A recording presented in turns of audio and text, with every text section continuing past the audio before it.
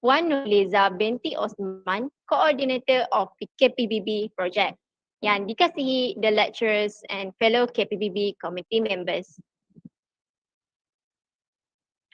To begin our webinar, I would like to invite Ali Musharraf Akhtar bin Abdul Ghaffur to lead the Doa recitation and a moment of silence.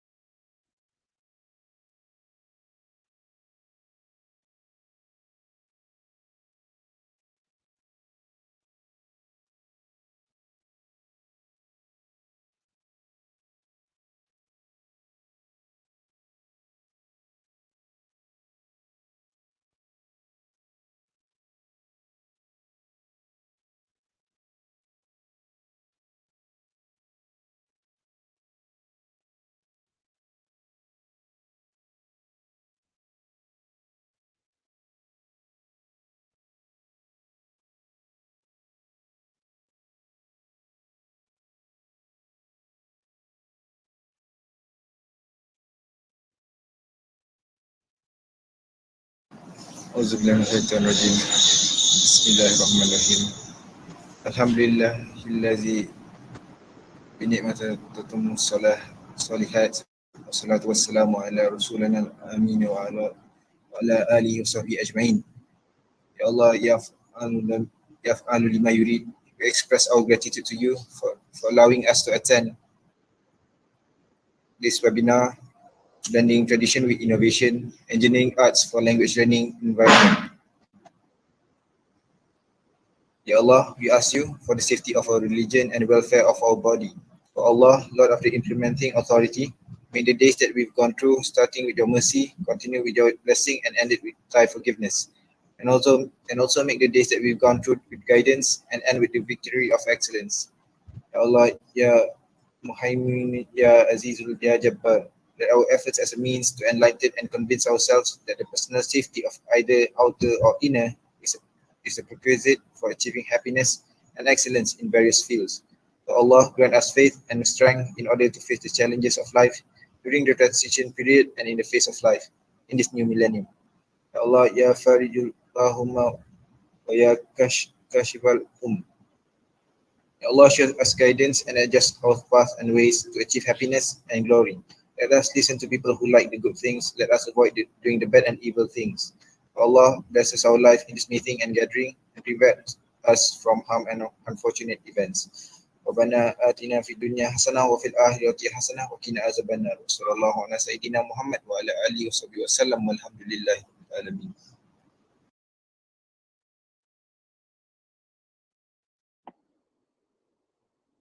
Amin, Amin, Ya Rabbal Alameen. Thank you, Ali Musharraf Akhtar bin Abdul Ghaffur for the dua. May our webinar today run smoothly and be blessed by Allah Subhanahu Wa Taala, inshallah. Without wasting time, let us begin. First, let me introduce myself. I'm Nur Anis binti Muhammad Kawi from TESOL 2. TESOL 2 is the organizing committee under the Department of Languages. I'll be responsible for moderating this webinar today, and welcome to webinar Blending Tradition with Innovation, Engineering Arts for Language Learning Environment. Before we get started, I would like to go over a few things so you know how to participate in today's event. First, this is a dual language forum where you can freely speak in Bahasa Malaysia and also English to share your ideas, opinions, and also experiences.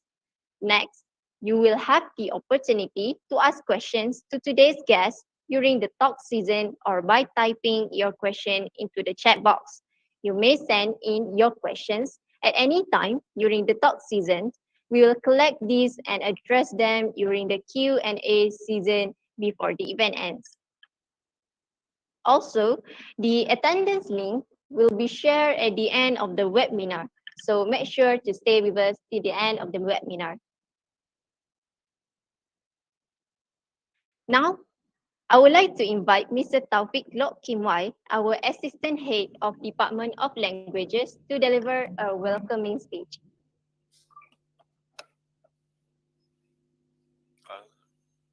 Thank you very much, Nur Anis, as the Master of Ceremony. Assalamualaikum warahmatullahi wabarakatuh and a very good afternoon to everyone. Yang Berusaha Dr. Nur Aisyago binti Abdullah, Head of Languages Department. Yang dihormati Puan Nur Ashikin binti Isnin and Abu Jabar dan Puan Mazalina binti Mahmud of SISC Plus PPD Johor Bahru, fellow lecturers, KPPB community members, and all our beloved TESOL students.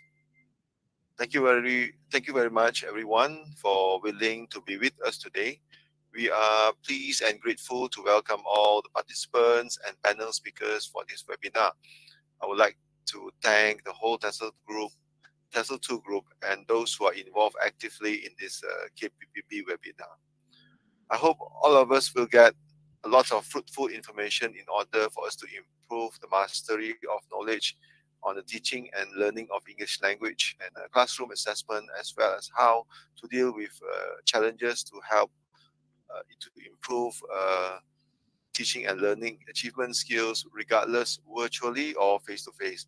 I believe that by the end of this webinar, teacher trainees are able to boost their confidence in the use of English, especially in the delivery of teaching materials, especially from online application resources. This KPPB activity is actually exposing and improving the skills of teacher trainees in conducting learning, as there are criteria and requirements that need to be followed. All these programs are actually aimed to enhance teacher trainees to work beyond their comfort zone while creating changes in the teaching and learning fields, especially innovating and designing materials and lessons for the future.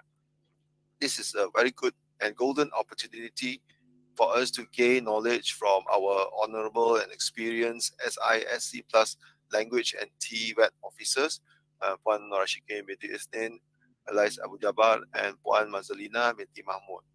I hope that this webinar can expose and improve the skills of everyone here, including lecturers, in handling KPPB coursework based on self-learning and other achievement.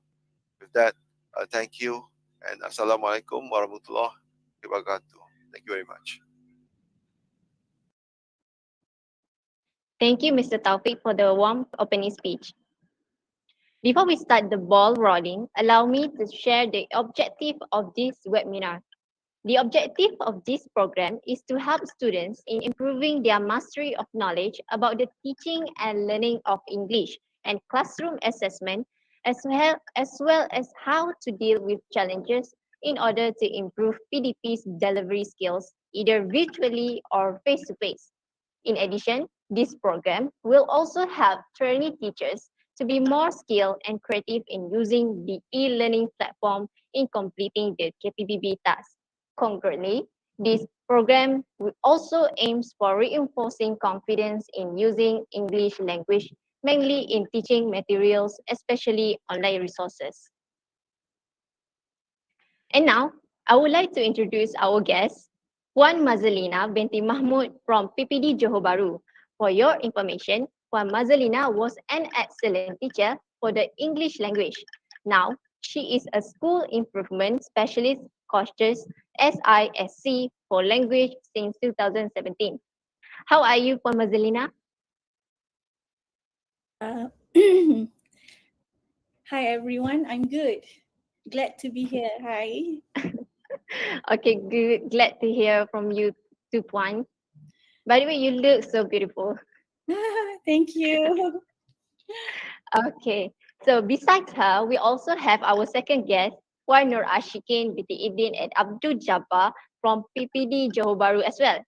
She was also an excellent teacher for mathematics and has been an SISC Plus for technical and vocational education training TVET since 2014. Apa khabar Puan Nur Ashikin hari ini?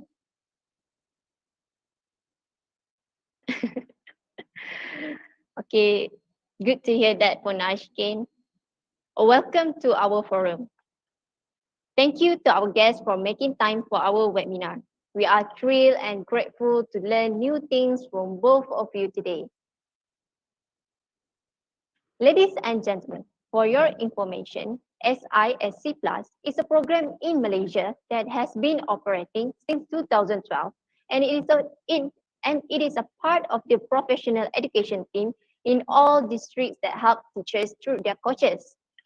So, as we all know, PBD, which stands for Pentaksiran Bilik Darjah or classroom-based assessment, is a continuous assessment in the learning process that involves the process of gathering information about a pupil's progress, development, abilities, and their achievement. It is carried out through both formative and summative assessment. So, to our honorable panels, in your opinion, how does incorporation of PBD in language learning help to make students learning meaningful? Jadi, kepada panel yang dihormati, pada pendapat anda, bagaimanakah penggabungan PBD dalam pembelajaran bahasa membantu menjadikan pembelajaran pelajar lebih bermakna? Okay. Assalamualaikum warahmatullahi wabarakatuh. Yang berusaha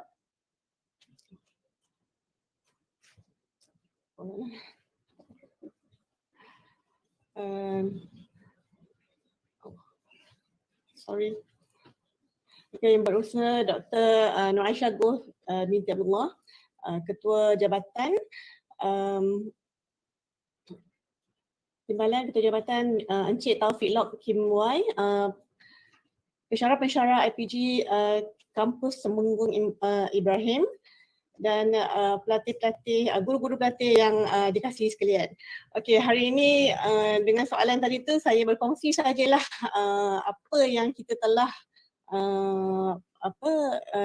pelajari, apa yang kita telah dapat dan kita telah lalui PBD ini. Okey, berkenaan soalan tadi, apakah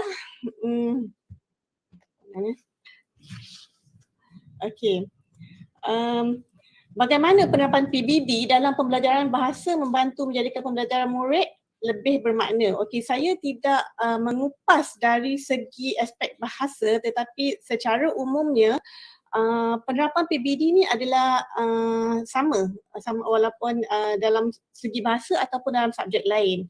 Okey, jadi untuk menerapkan PBD dalam pembelajaran ini, kita perlulah terlebih dahulu kita tahu apa itu ciri utama dalam pentaksiran bilik darjah.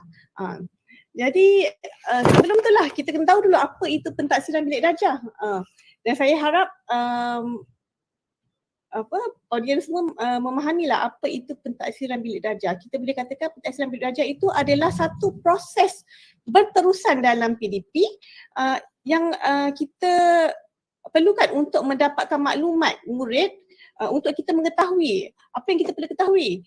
Kita perlu ketahuilah perkembangan, kemajuan, kebolehan dan penguasaan murid di dalam bilik darjah. So untuk menjalankan PBD ini, kita perlu tahu 9 ciri utama yang ada dalam PBD. So apakah 9 ciri utama yang ada dalam pentaksiran bilik darjah itu? Okey. Yang pertama, pentaksiran bilik darjah ini dirancang sendiri oleh guru. Okey, so bila guru merancang, guru itu dia mengenali siapa murid-muridnya. Jadi dia sendiri tahu apa yang diperlukan oleh murid-muridnya di dalam bilik darjah. Jadi perancangan tu guru sendiri yang buat, bukan orang lain. Okey, kemudian PBD ini bersistem. Bagaimana bersistem? Bersistem itu bermaksud PBD ini perlu dirancang. Okey, perlu dirancang. Kita perlu tentukan instrumennya. kita perlu laksanakan PDP dan pentaksiran, perlu perekodan, menganalisis data dan mengambil tindakan susulan dari dan juga melaporkan. Jadi itu bersistem. Okey, yang ketiga ia merupakan formatif dan sumatif. Okey, ia dijalankan secara berterusan untuk mengesan perkembangan, kemajuan dan juga penguasaan murid. Okey, kita pergi yang keempat. Okay, PBD ini juga dijalankan, dilaksanakan dengan pelbagai kaedah. Okay, iaitu pemerhatian, boleh laksanakan pemerhatian, boleh kita laksanakan secara lisan ataupun secara penuh lisan. Okay, kemudian seterusnya kriterianya. Okay, jadi PBD ini menilai penguasaan berdasarkan standard kandungan, standard pembelajaran, standard prestasi dan juga tahap penguasaan yang ditetapkan. Okey, kat mana agaknya kita nak dapatkan standard kandungan, standard pembelajaran, standard prestasi dan juga tahap penguasaan ni? Okey, ini kita kena refer kepada DSKP, Dokumen Standard Kurikulum dan Pentaksiran. Yang itulah nanti guru-guru perlu pegang apabila berada di sekolah. Okey, untuk merancang. Okey, seterusnya PBD ini juga menekankan perkembangan individu, iaitu ia berasaskan kemampuan individu dan bukannya perbandingan antara individu. So guru perlu mengenali setiap individu dalam bilik darjahnya. Dia tak boleh secara menyeluruh. Maksudnya PBD ni guru kena kenal setiap seorang, apakah kekuatan setiap orang muridnya dan apakah yang perlu lagi dibantu oleh murid-murid yang sedikit lemah. Okay, atau bukan lemah lah, kita boleh kata murid yang sedikit lambat untuk mencapai tahap tersebut. Sebab murid ini berbeza, ada murid cepat sikit dah dapat kan, ada murid dia lewat sedikit. Jadi PBD dia mengikut tahap murid. Bila murid itu boleh meneruskan mengikut murid punya tahap kesediaan murid untuk menerima menerima kemahiran tersebut. Maafkan saya. Okey. Kemudian mengesan perkembangan pembelajaran secara menyeluruh. Secara menyeluruh ni kita fahamlah, ni kita kena ada aspek jasmani, emosi, rohani dan juga intelek. Ia juga mengambil kira kognitif, psikomotor dan juga afektif murid. Okey. Seterusnya membolehkan tindakan susulan. Yang ni yang ke-8 ya, ciri-ciri yang ke-8 membolehkan tindakan susulan dibuat. So bila cikgu melaksanakan PBD ini, dia akan melihat, guru akan melihat apakah yang perlu dilaksanakan kepada murid itu sekiranya tidak mencapai tahap yang sepatutnya. Jadi ia boleh mengatasi kelemahan pembelajaran dan juga boleh mempertingkatkan kekuatan ingatan murid kalau dibuat secara mastery kan. Seterusnya menggalakkan pentaksiran kendiri dan juga pentaksiran rakan sebaya. PBD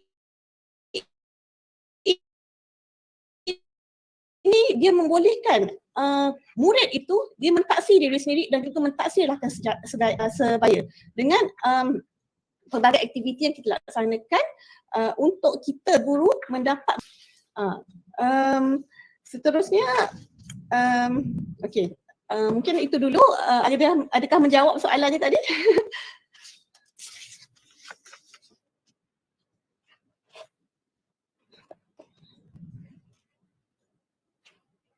Cik Anis? Saya menjawab soalan tadi?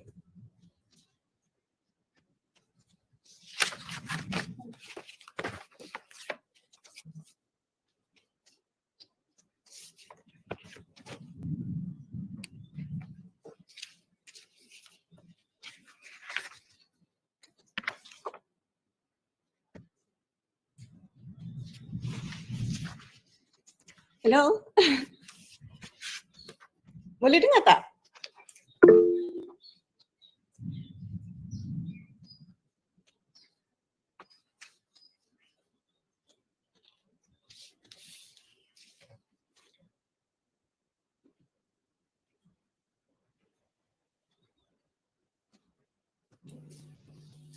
Buat saya rasa mereka ada gangguan internet lah. Tapi tak apalah sementara. Okey Anis.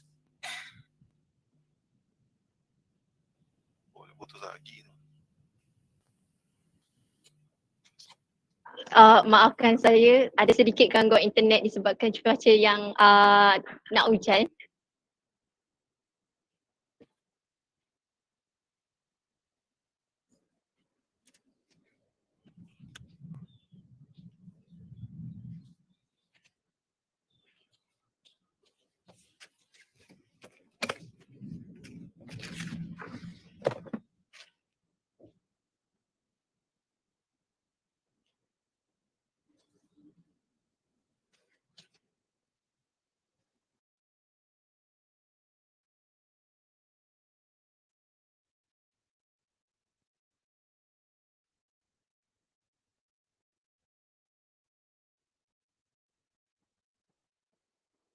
Okey, terima kasih Puan Nur Ashikin. Saya percaya dengan mengetahui 9 ciri utama PBD iaitu dengan mengetahui tentang tahap murid-murid, guru dapat membantu pembelajaran pelajar menjadi lebih bermakna dan lebih menyeluruh. To further our discussion today, I believe that we already know the fact that language arts in English language teaching is beneficial for both teachers and students. Therefore, I would like to ask the panel your views on how language arts help in achieving language lesson objective. Bagaimanakah seni bahasa membantu dalam mencapai objektif pelajaran bahasa?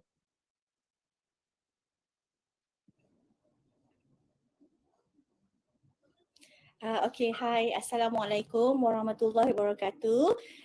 And good afternoon. Dr. Norai Syahgo binti Abdullah, the head of department. Mr. Taufik Lot Kim Wai, the assistant head, all the lecturers, and also all the teacher trainees of IPG Campus Temenggung Ibrahim. All right, so I'll try my best to answer this question because it is related to the English language teaching.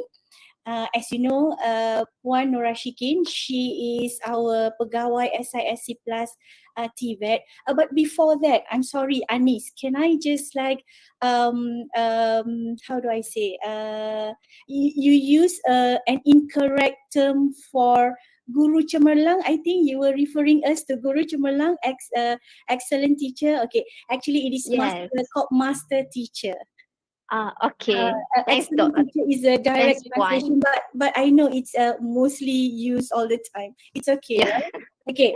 Now the question: how do language arts help in achieving language lesson objective? Okay. Now, first and foremost, what is language art? I'm sure all of you are very familiar with the DSKP. So as you flip, you can see language arts content standard focus on pupils' ability to enjoy and appreciate different text types, to express a personal response to text and to respond imaginatively to text. Okay. Now, as you know, language arts will deal with something like poems, short stories, a novel, something that will give students the opportunity to enjoy the language or to, how do I say, to read for leisure. Okay. Now, so language arts is one of the learning skills in DSKP. Now, if you look at the DSKP closely, it is after all the 4 skills. So there will be one part where language art is explained. Okay. Now, where does this language arts help in achieving our language lesson objective? Now, first and foremost, I'm so sure you have heard of fun learning elements in lessons, especially in the 21st century approach, okay, or pedagogical strategies. Okay. Now, these language arts actually, they are not, taught per se or independently. It is supposed to be incorporated with all the lessons, with all language lessons. It doesn't matter if it's reading, speaking, listening, writing, Okay, the activities that you devise and the materials that you use will help you to achieve the lesson objective. Now, for example, if you are teaching speaking, for example, okay, and you want to incorporate the learning language arts in achieving, how do I say, in achieving the objective of your speaking skills. Okay, you might have a role play, you might have drama, you can have, how do I say, you can get the students to write their own scripts, to write their own, come up with their own poems. That is, and make them act, and make them recite, make them speak, and how do I say, work with their partner. So this will help you to actually achieve your speaking lesson. Okay, now language, most of the time all the skills is not to be taught independently. Most of the time language is taught, how do I say, the skills, language skills is taught together. Like you have, most of the time you have, say if you are teaching listening, you cannot avoid teaching writing or speaking at the same time. If you are teaching reading, you cannot avoid teaching listening and writing at the same time. So this is where the same goes for language arts. You cannot, how do I say, the most important part is when you do the planning. What do you plan to achieve today? What do you plan to teach today? So this is where language arts comes in, where you plan and you how do I say, you slip in, you put it together. Where do you want it to be? It can be anywhere. It can be throughout the whole lesson. It can be throughout the year, or you want to focus for some times and not use it for a period and then continue using it. It doesn't matter. Okay, and also most importantly, language arts provide opportunities for pupils to explore and to express themselves. So I think it is very, how do I say, it is an advantage actually if you can use language arts in your lesson. Means you really think of your students and you really want to give your students the opportunity to learn and to be an active learner. All right? Okay. Thank you. Okay, thank you, Puan Mazlina, for the indeed a profound thoughts. And I agree with you. Language art should be incorporated in all teaching the language skills to achieve our objective, provide opportunities to explore and express themselves, and to be an active learner as well. Now, move on to the next question that relates to grammar teaching and learning in primary school. As a teacher, should we focus on fluency or accuracy? If so, how would we implement the fluency or accuracy of grammar in class? I would like to address this question for Puan Mazlina, our master English teacher. So, Puan Mazlina, what are your thoughts on this? Okay. Again, thank you very much. Okay. Your question, as a teacher, should we focus on fluency or accuracy? Correct? Okay. If so, Yes. how would you implement the fluency or accuracy of grammar in class? Right? That's your question, right? Okay. Yes. First and foremost, okay, it has been, I think, over the years, or I mean, since I was a trainee teacher myself, terkenang lah kan tiba-tiba. The debate has always been there. Do we teach fluency or do we teach accuracy? And I think the debate, researchers, scholars, educators, even us, or in kedai kopi, okay, we have been doing these debates for quite some times, and there's definitely, how do I say, there is no absolute answer to this question. Okay, there is no right or wrong if you were to focus on fluency or if you were to focus on accuracy. Now, I would say from experience and also from my own point of view, it depends on the objective of your lesson. It depends on what do you want to teach or what do you want to achieve for your students, or in fact for specifically for that one particular lesson. Okay.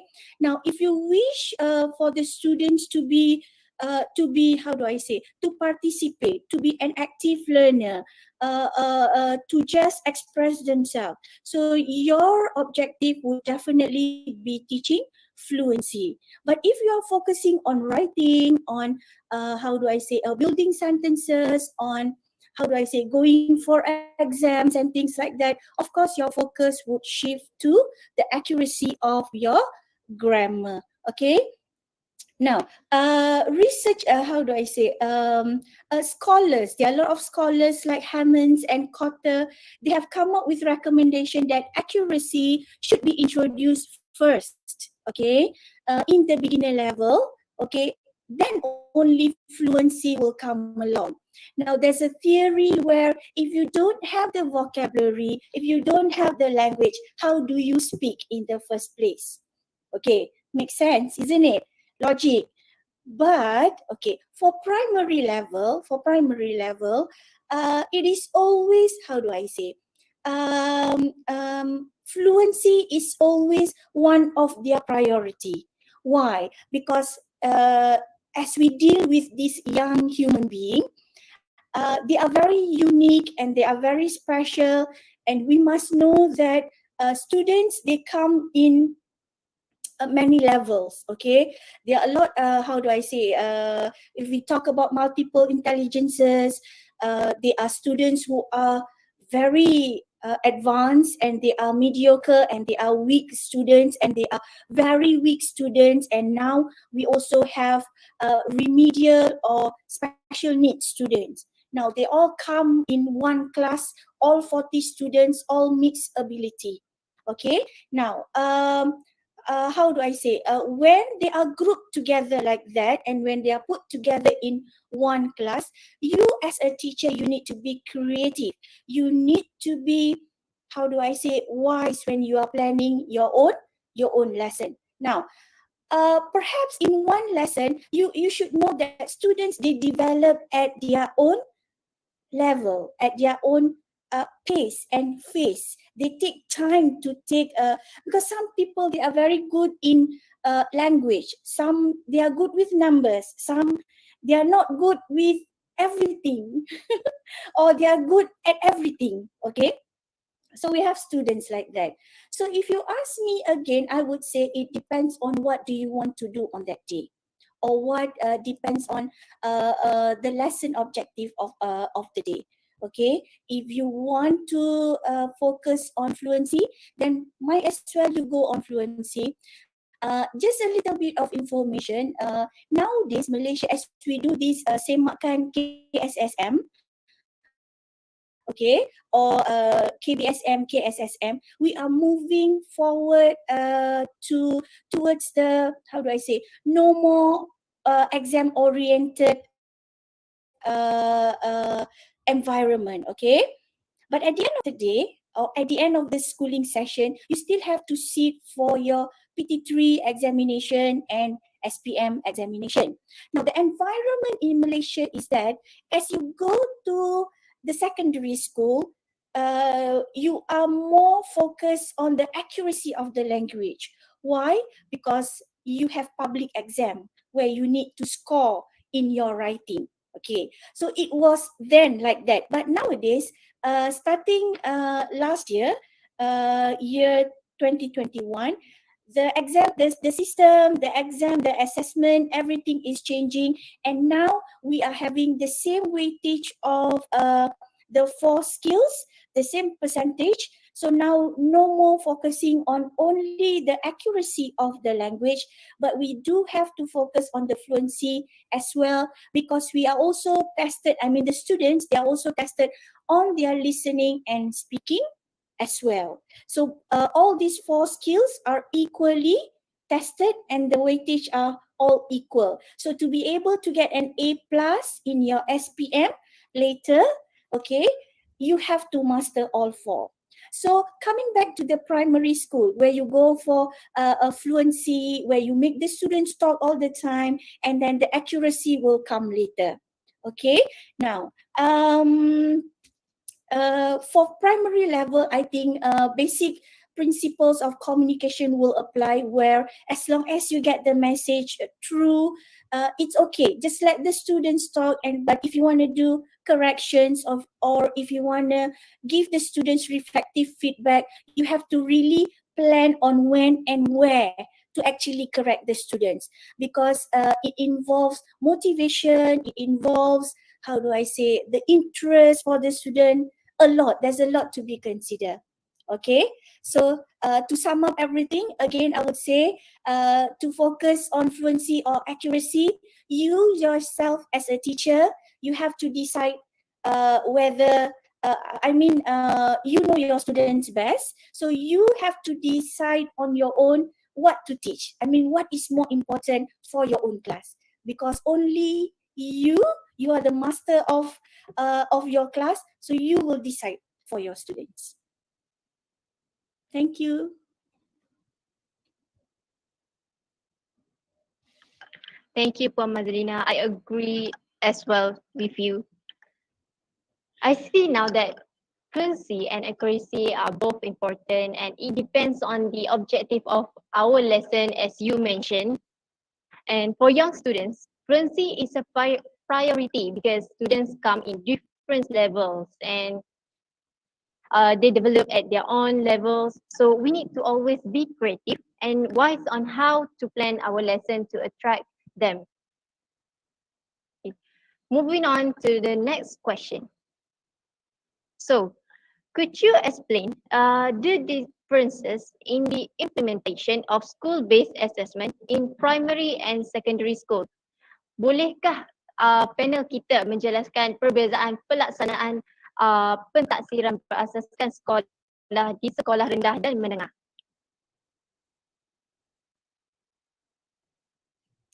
Okey, terima kasih Cik Anis. Okey, secara umumnya pelaksanaan PBD di sekolah menengah dan sekolah rendah ni tiada perbezaan, tiada sebarang perbezaan. PBD perlu dilaksanakan berpandukan dokumen standard kurikulum dan pentaksiran DSKP. So kaedah pentaksiran juga berdasarkan apakah jenis pentaksiran yang hendak dilaksanakan oleh guru berdasarkan standard kandungan, standard pembelajaran dan juga standard prestasi. So kalau nak kata ada perbezaan tu mungkin kaedah ataupun aktiviti yang dilaksanakan yang bersesuaian dengan aras perbezaan aras murid sekolah menengah dan sekolah rendah. Sebab bila kita pergi mengajar sekolah menengah, level tinggi sikit kan murid, gaya bahasa berbeza, macam mana kita nak menarik minat pun berbeza. So dari segi itu yang ada perbezaannya. Yang lain kita kena ikut DSKP. Terima kasih.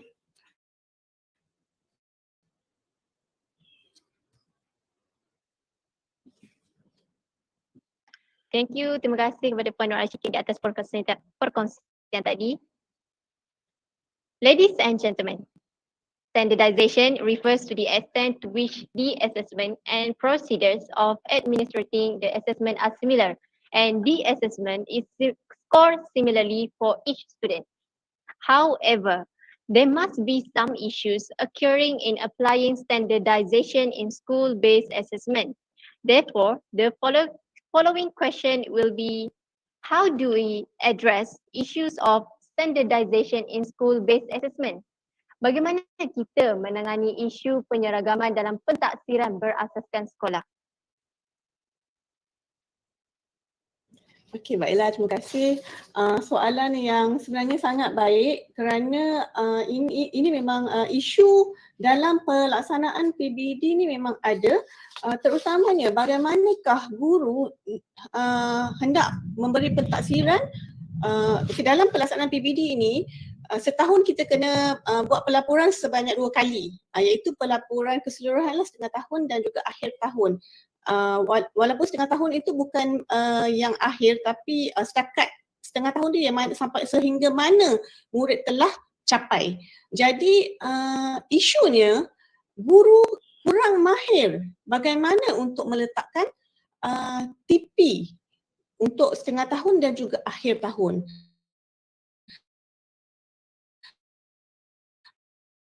Itu isu pertama, okey. Itulah isu yang kiranya utamalah untuk pelaksanaan PBD ini dan adakah boleh dipercayai? Okey, kat sini isunya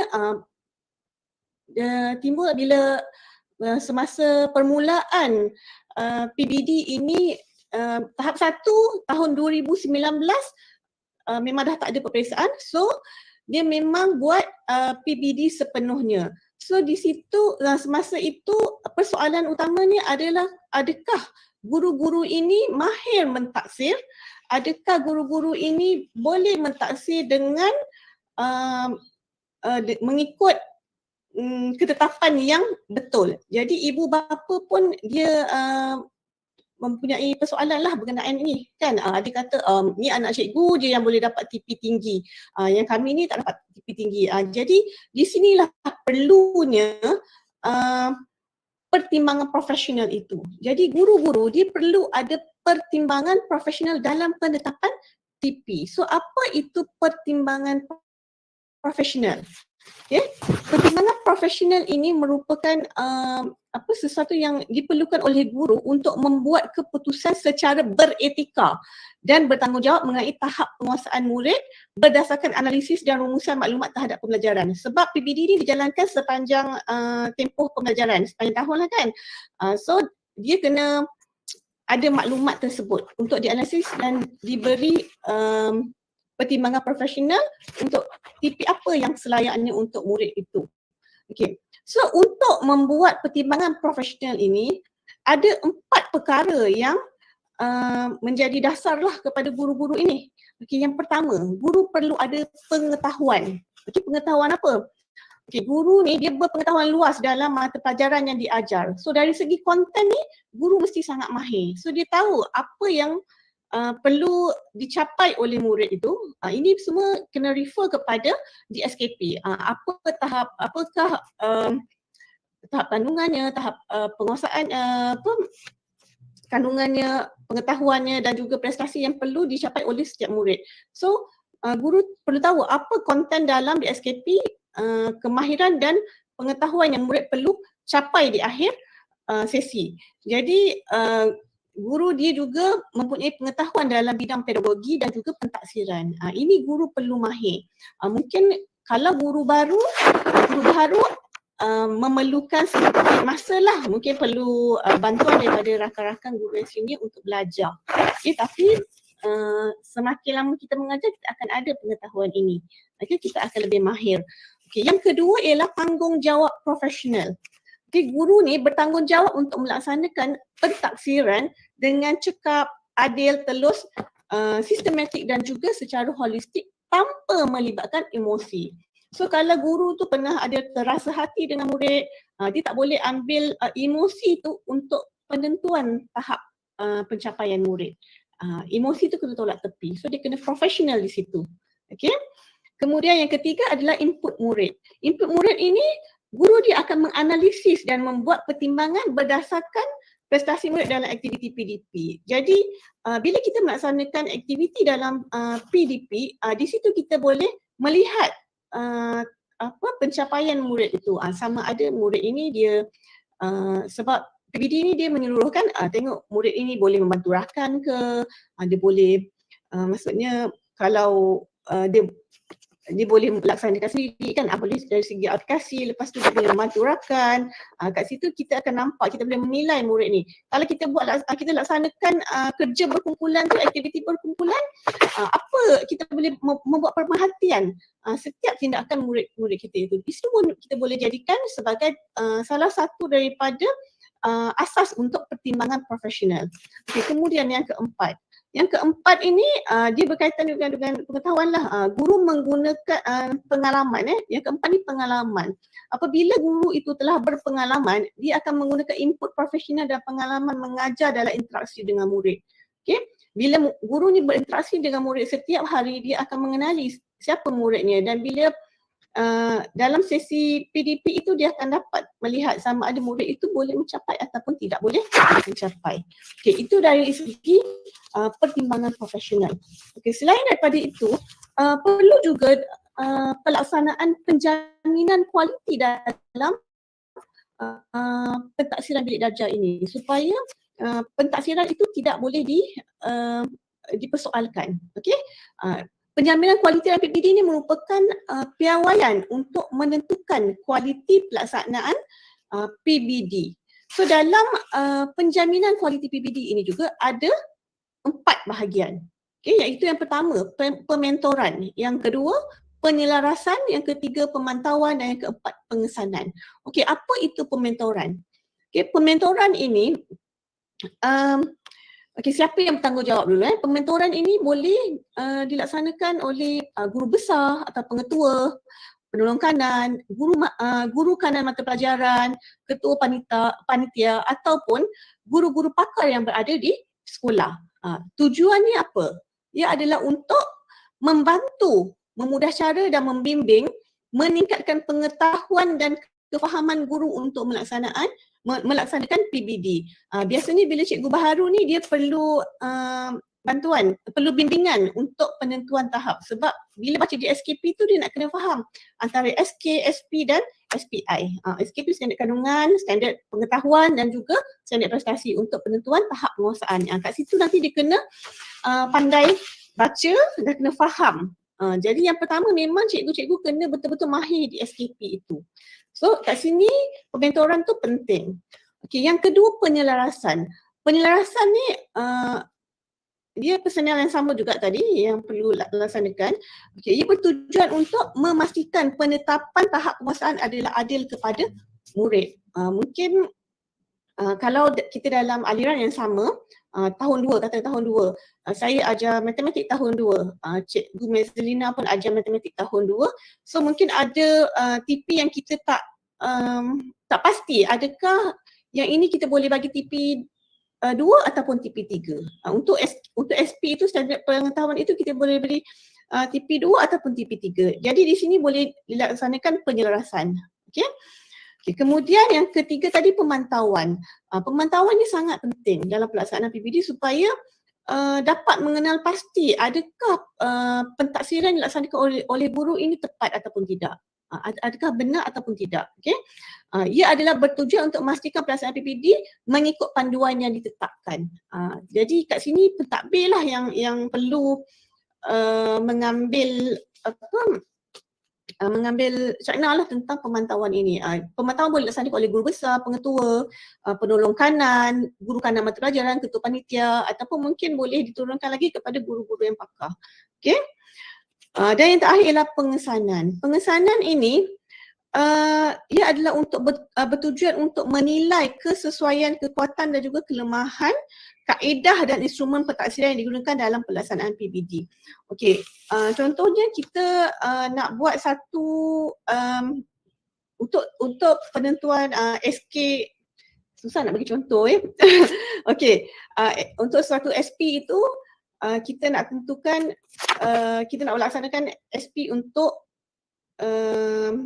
laksanakan aktiviti untuk satu SP itu. Jadi bila kita melihat pada satu SP, kita akan lihat juga kepada tahap prestasi, tahap penguasaan yang boleh dicapai dengan SP itu. Ada SP yang boleh capai 2-3 tahap, ada yang satu saja mengikut pada subjek. Kalau subjek matematik, subjek sains dia biasanya satu SP tu dia macam selari lah dengan dia punya SPI tu, dia punya tahap penguasaan. Tapi kalau language ni dia lebih holistik. Kan dia lebih holistik. Dia mungkin dari segi satu SP tu dia boleh mencapai daripada 1 hingga 6. Jadi untuk pengesanan ni contohnya nak buat aktiviti, kita adakan instrumen. Contohnya kita nak buat aktiviti berdialog, okey, secara lisan berdialog. Jadi kita keluarkan satu instrumen yang kita buat penilaian, okey. Untuk kita menilai sama ada mencapai tak apa yang memenuhi tak apa yang kita nak capai tu. Instrumen ni boleh digunakan oleh guru dan juga oleh murid. Jadi untuk kita mengesan sama ada instrumen tu sesuai ataupun tidak, kita boleh buat proses pengesanan bersama mungkin bersama-sama rakan yang sama-sama ajar level itu ataupun ketua panitia. Yang itulah kita boleh buat pengesanan. Okay, ini semua adalah untuk kita perkukuhkan kualiti pemberian pentaksiran bilik darjah di sekolah. Itu saja, terima kasih. Terima kasih Puan Rashikin atas pencerahan yang diberikan. Jadi dapat dilihatlah bahawa kemahiran adalah sangat penting agar guru dapat mentafsir dan menentukan tahap penguasaan murid. Kita juga perlu ada timbangan profesional untuk membuat keputusan secara beretika berdasarkan analisis murid. Jadi kami sebagai bakal guru perlu mempunyai pengetahuan tentang subjeknya sendiri iaitu dari DSKP dan dapat mengambil iktibar daripada kekurangan guru masa kini dalam kemahiran menentukan tahap penguasaan murid untuk menjadikan pentaksiran yang ada kepada semua murid. So, Puan Mazlina, can you share with us the ideas or tips on how to integrate language arts across the curriculum from primary 1 to 6?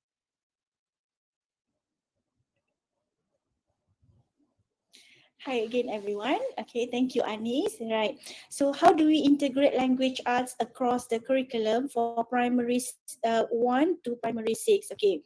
Now, first and foremost, the learning standards for language arts, it is there to ensure that pupils benefit from hearing and using the language from fictional as well as the non-fictional sources or resources. Okay.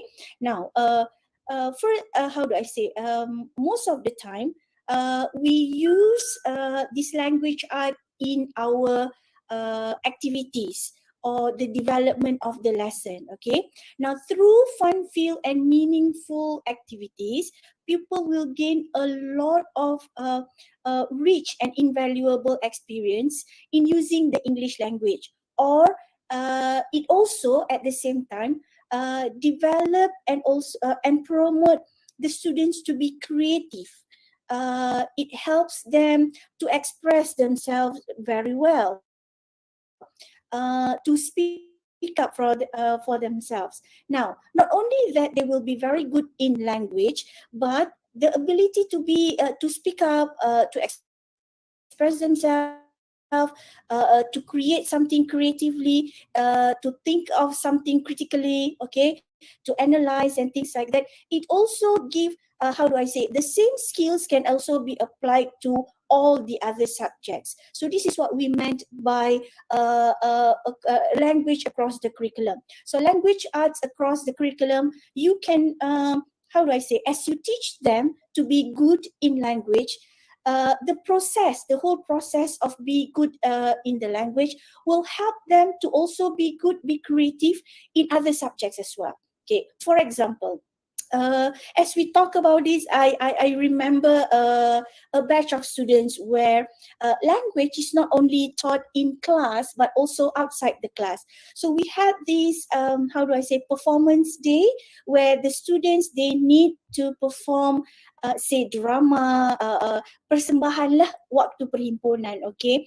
Now, previously, before we have this PBD, we have ULBS, Ujian Lisan Bahasa Inggeris. It's only for Bahasa Melayu, Bahasa Inggeris, Bahasa Cina, and Bahasa Tamil.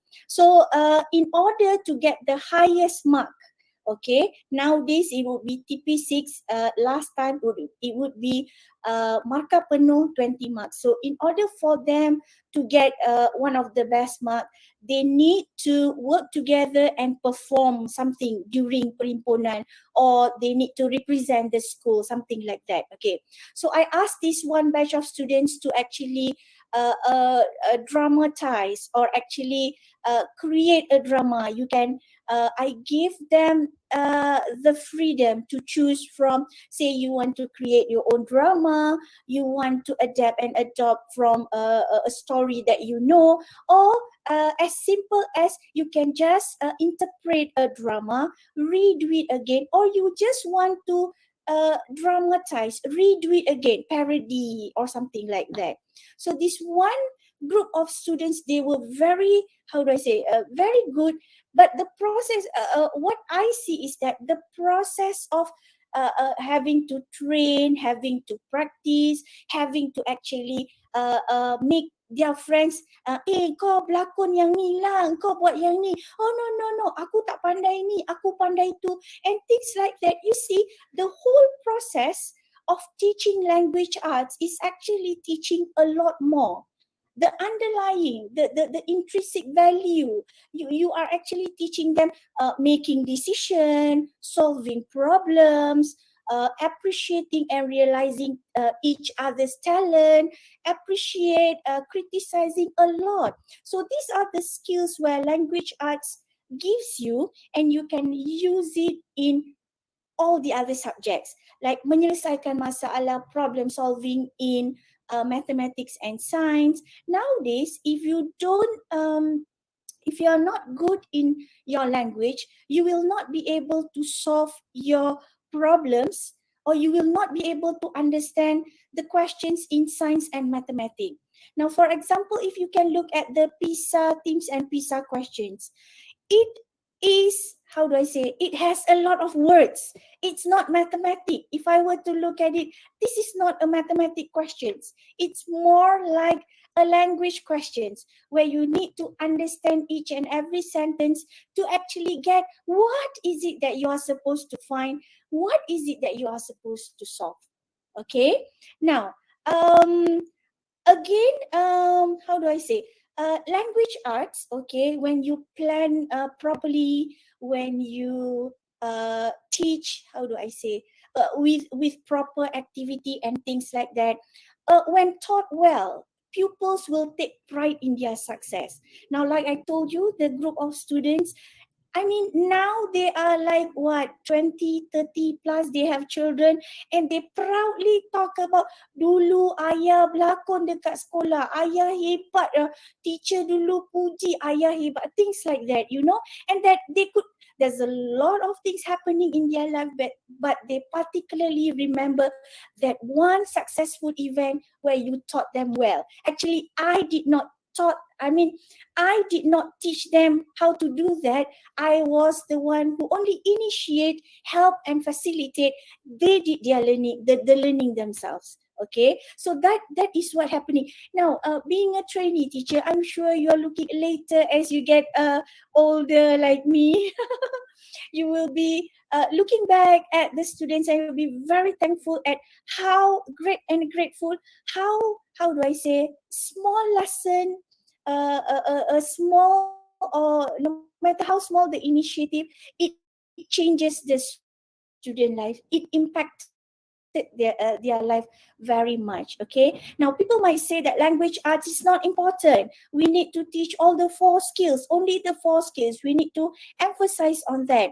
Now I beg to differ. I think all the 5 skills are important. It need to be taught equally, and you need to be aware that students, they develop at different level, different pace, and at different, how do I say, like people like us, we excel in language, so we tend to love love letters language better than the usual language. Okay, we are the one who are how do I say, hopelessly romantic kind of people, where we love language arts more than the usual reading comprehension text yang boring, wordy, and I don't know. There's a lot like okay, but with language arts, it's easier to guess the meaning. It's easier to have your own opinion, to have your own prediction, and to interpret it as you like it. Okay, so I think that is how we actually integrate language arts in language as well as in other subjects across the curriculum. Thank you. Sorry, it was so lengthy. No, it's fine, Puan Mazlina. It's so good to hear your explanation on this topic. And it is wonderful to know that we actually have the same objective. So thank you again, Puan Mazlina, for your brilliant ideas and suggestions. And indeed, it is very informative, and I agree with you when you say that language needs to be taught inside and outside of the class. Beside that, through fun-filled activities, it also helps students to be more creative, able to solve their problems, and able to express themselves through the language arts itself. So therefore, meaningful learning can be achieved more effectively. So thank you again, Puan Mazlina. So this will be the last season from me before I open our Q&A session. For our panels, What would be your advice to pre-service teachers in conducting school-based assessment?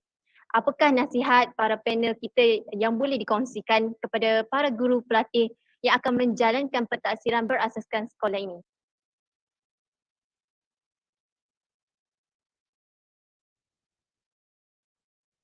Okey, terima kasih Anis. Okey.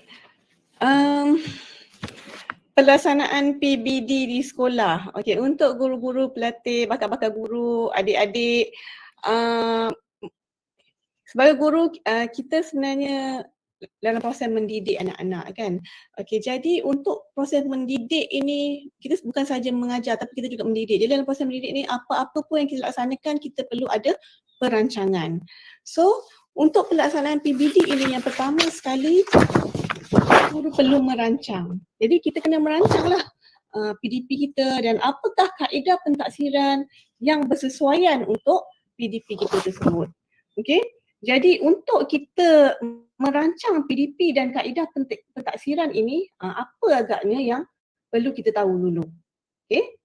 Jadi untuk merancang PDP dan kaedah pentaksiran ni, guru-guru dia perlulah pegang tadi kita kata di SKP. Okay, sekarang ni bila KBSR tak ada, KBSM tak ada, kita ganti dengan KSSR dan KSSM. KSSR pun dah KSSR semakkan 2017. So pegang di SKP.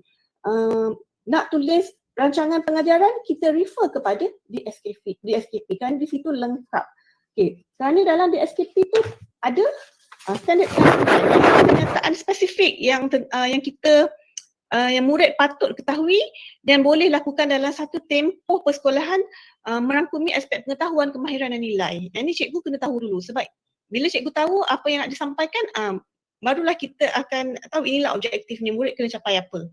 Kemudian standard pembelajaran. Standard pembelajaran ini ialah satu penetapan kritikal atau suatu penetapan kriteria atau indikator kualiti pembelajaran dan pencapaian yang boleh diukur bagi setiap standard kandungan tu. Daripada kandungan kepada standard pembelajaran. Apa pengetahuan dan kemahiran yang murid akan capai.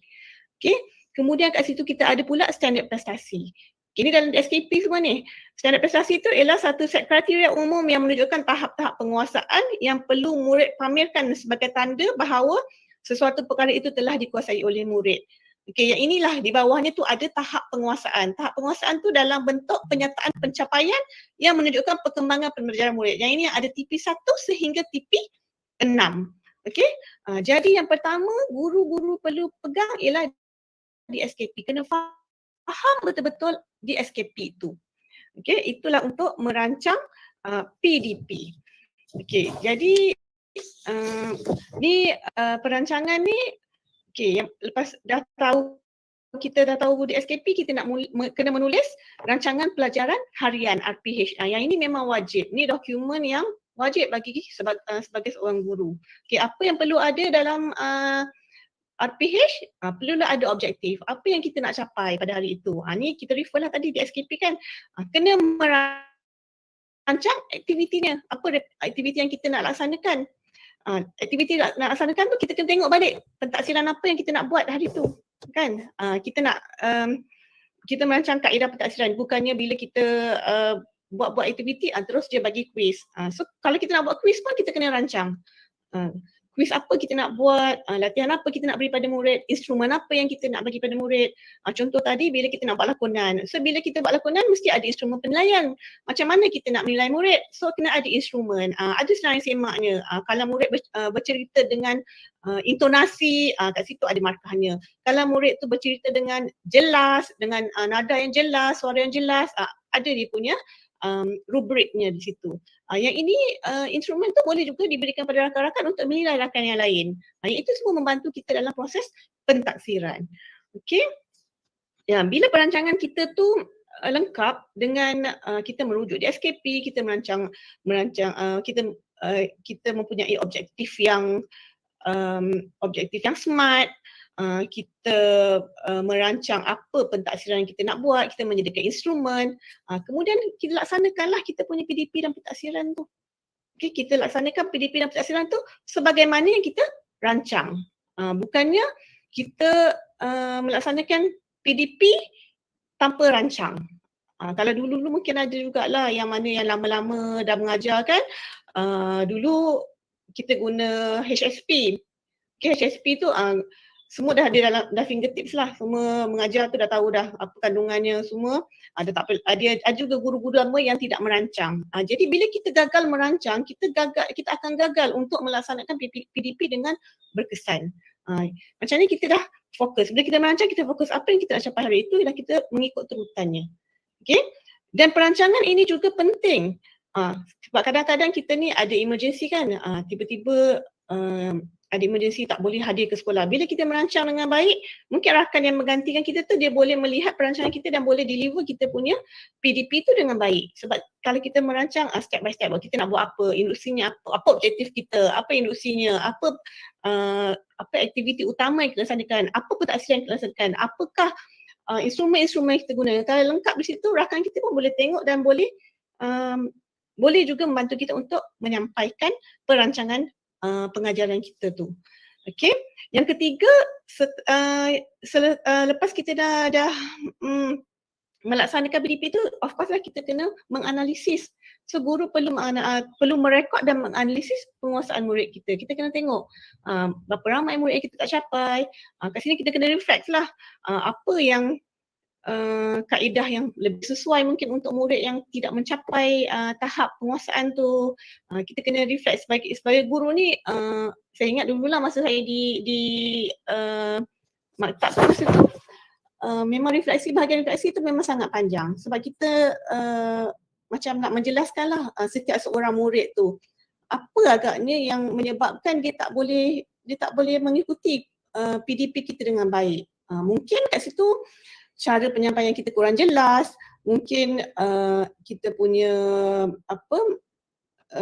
level bercakap tu, cara komunikasi kita terlalu tinggi, ada murid rendah dengan murid sebenarnya dalam sekolah rendah sendiri pun ada perbezaan. Mengajar tahun 6 dan mengajar tahun 1 tidak sama. Okey, sebab bila tahun 1 kita kena turunkan betul-betul kita punya tahap, kita punya komunikasi tu dengan level kanak-kanak yang baru daripada tadikan atau sekolah. Kalau tahun 6 tu dia dah remaja kan, daripada nak masuk ke sekolah menengah. So yang itu kita boleh sedikit matang, so kita boleh tegas sedikit. Jadi perbezaan tu pun perlu ada. Kita tak boleh bila mengajar dalam kelas ni tak boleh samakan. Tahun 1 dengan tahun 6 tu sama tak boleh. Aktiviti pun perlu berbeza mengikut murid tu. Jadi nasihat saya pada guru-guru pelatih, bila masuk ke sekolah, kita scan dulu siapa murid-murid kita, kita tengok. Kita kena kenal juga latar belakang murid-murid kita. Kalau murid tu senyap aja, kena cuba-cuba tanya apa dia punya, kenapa menyebabkan dia senyap. Kadang-kadang dia mungkin ada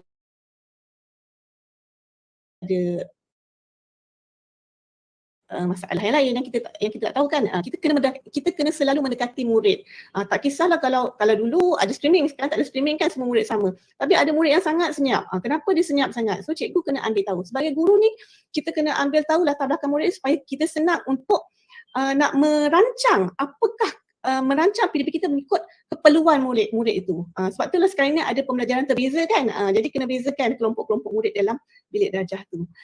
So itu sajalah nak kata nasihat pun mungkin mengikut pengalaman saya lah. Apa yang adik-adik guru-guru pelatih yang boleh laksanakan bila berada di sekolah nanti, insyaAllah.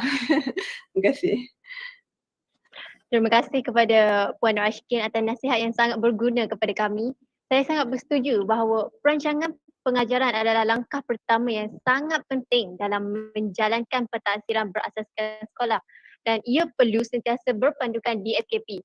DSKP perlu difahami dengan baik bagi menghasilkan RPH dan seterusnya dapat menghasilkan proses PDP yang berkesan bagi pelajar. Mengetahui latar belakang murid dalam merancang juga adalah sangat penting seperti mana Puan Nur Ashikin ulas sebentar tadi. Jadi apa pula pendapat Puan Mazlina di atas nasihat yang boleh diberikan kepada kami sebagai guru pelatih?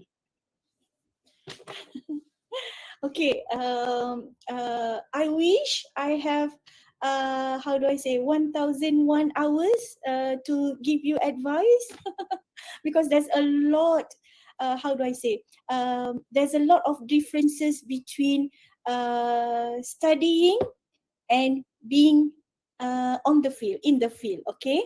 Now, when you are learning mostly theories for ideal classes. But when you go into the school, either you will be shocked or you will be overwhelmed by the fact that there are so many things to be done and so little time. Okay. Now, my advice would be number one. Okay. You need, how do I say? When you are new, you cannot be shy. You need to ask around. If you don't know, you have to ask. Now, nowadays teacher would say, oh saya tak belajar ni, saya tak tahu, oh maktab dulu tak ajar saya benda ni. Now we cannot have this kind of attitude. You have to, how do I say, you need to be very humble. You need to go to akak boleh tak tolong ajarkan saya, things like this, and people will like you more. And believe me, teachers in school, they love teaching. They are teachers, they love teaching, they love mentoring, and they think that as they teach you, they will also develop or recollect whatever that they have forgotten. Now, things like isi buku register, things like kutip yuran, kutip duit PIBG. Now, these are things that you don't learn in maktab. Okay. Now, you only learn about, how do I say, planning, lesson planning, how do I say, materials adaptation, and you learn on a lesson plan, reflections, activities, devising activities, and things like that. But actually, you need to be prepared to manage your time well. That is also planning. Okay. Now, planning your lesson is one thing. Executing your lesson is another thing. Now, some people, they can really plan nicely. It was all laid out very nicely, but execution fail, zero.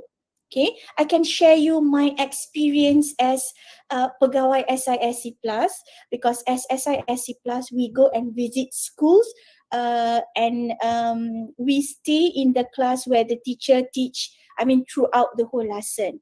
Now, I was very surprised that before this, I was teaching in secondary school. So my first day watching and observing a new teacher teaching in the school, I was very impressed with their lesson plan, with his lesson plan. Okay, was so nice, colorful, everything. There's peta buih lah, peta whatever peta is there, and critical thinking aspect, this and that. And then I saw there's a lot of boxes there that's all nicely laid. But execution, when he teach, he was only teaching like 2-3 vocabulary for that 2 periods, one hour. Can you imagine? For 1 hour, you are only teaching 3 words, 3 vocabulary to the year 1 students. Imagine your children macam lambat lagi kan, your brothers and sisters in that class. How would you be good in English if in that 1 hour you only learn that 3 words only? Okay. Now, after observation, we had a discussion, this and that. Okay, I finally found what was wrong with the planning and the execution. Okay, what is it that was wrong? He actually did not really plan his lesson. He took it from the internet. Sekarang ni banyak, everybody is selling lesson plan here and there. Now, to tell you honestly, being a teacher for 20 good years, I've never used anything yang dijual di pasaran. Now, you can use them as a guide, you adapt and adopt, but you don't take them, orang kampung kata ambil buta-buta, ambil buta-buta and use it in your class.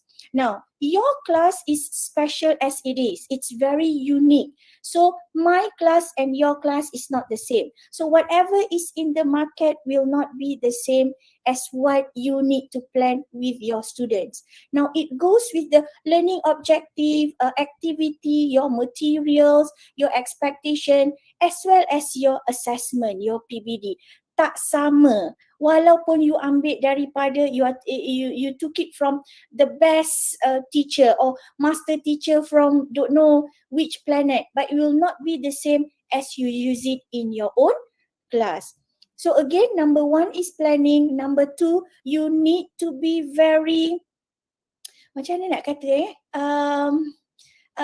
passionate, determined, jangan emosi, jangan penat, jangan cepat komplain. Itulah, I think that would be, again like you said, sampai gagak, sampai, okay. You have to master your DSKP. Kita bukan baca DSKP ya adik-adik, kita kena menjiwai DSKP. Now once before you start your the year, let's say this year you are teaching tahun 1 or tahun 2 or tahun 1 and tahun 2. Now what you have to do is you have to unpack and repack the curriculum. You have to look at the whole topics, the whole SPSK, kena tengok kat mana nak ajar, bila nak ajar, berapa lama masa nak ajar, apa activity and things like that. So that is how you menjiwai. I would use the word bukan baca dan faham sahaja, but you have to menjiwai. You have to be one with your DSKP. Okay? And after that, enjoy the profession. If you don't enjoy teaching, quit. Don't teach. Kesian anak orang. That's my last word for all of you. Okay, thank you, Puan Mazalina, for the significant sharing and advices for us. And I absolutely agree that first thing first, we need to overcome shyness, be humble and confident, and the most important part is mastering the DSKP as you stated just now, in seeking guidance from others so that you can develop the best teaching learning environment for your students. And time management is also the vital part, as it will help you balance all aspects in managing and planning your school-based assessment. And the last elements or advice that you stated just now is adapt and adopt is the key in establishing your genuine teaching for students. So thank you again for both Puan Mazalina and Puan Nur Ashikin for the sharing and advices for us, the future teachers. We are so grateful that we can learn many things from you. So I see everyone is so eager to ask questions to our panels by just looking at our chat box. So all right, now we are going to the next session, which is the Q&A session. A soft reminder to all, please state your name before asking or typing in your question. Okay, first we have question from Ainur Atira binti Rosli. Assalamualaikum and good evening. My name is Ainur and I want to ask how language arts help students in producing excellent creative writing. Or bagaimanakah seni bahasa membantu pelajar dalam menghasilkan penulisan kreatif yang cemerlang? Bagaimana pendapat ahli panel kita? Okay, I'll take this question, okay, because it's language arts. Okay. Apa tadi? Tengok balik soalan dia. How language arts help students in producing excellent creative writing. Okay. Now, as you know, language arts, it's all about how do I say, authentic text. We use literature. We use a lot of good words, good vocabulary, and we use a lot of interpretation and imagination. Okay. While doing that, in the process of learning language arts, we also gives the opportunity for the students, for the pupils, to actually integrate and experiment. Experiment, that's the word, experiment and apply what they have learned in other language skills, okay? and also in their fun field activity, the base whatever problem solving activities, and they will gain meaningful experiences. Okay, now these meaningful experiences that they get, they will actually contribute and help in their creative writing. Now, if you read a lot of good books, you will definitely produce a good piece of writing.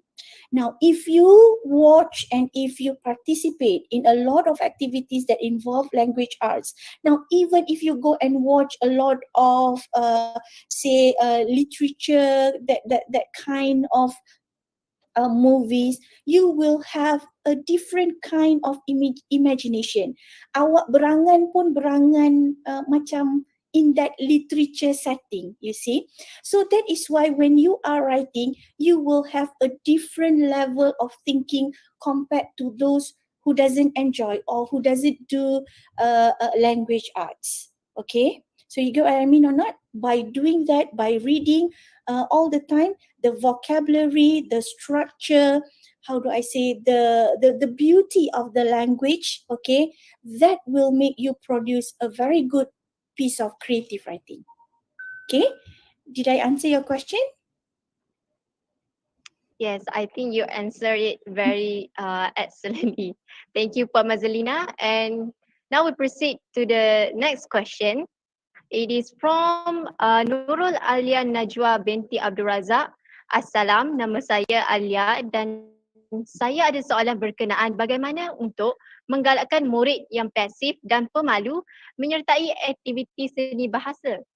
Okay, I will take this question too. Dipersilakan Puan Mazlina. Conquer, sorry ya Puan Nur Rashikin.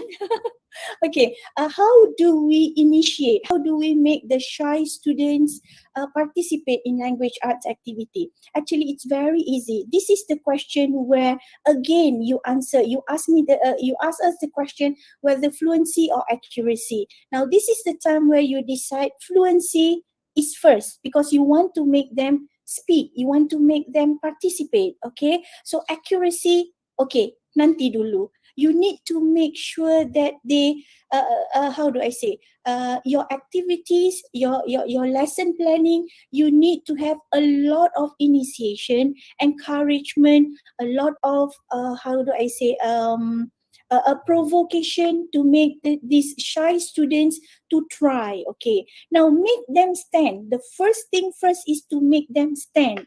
Just let them stand, introduce themselves, make them do or try things that are familiar with them. Now, I always do public speaking with my students. Now, I choose topics that are very, how do I say, easy, very easy, because I know my students, they are good ones, they are not good ones, they are shy ones, they are very active ones, okay? Now, like Puan Norashikin said, we have differentiation approach. We have differentiated learning. So this is where in my topics, I choose the how do I say, the easy ones and the hard ones. So the easy one will be given to these shy people. Now, for example, as simple as love, the topic love, okay?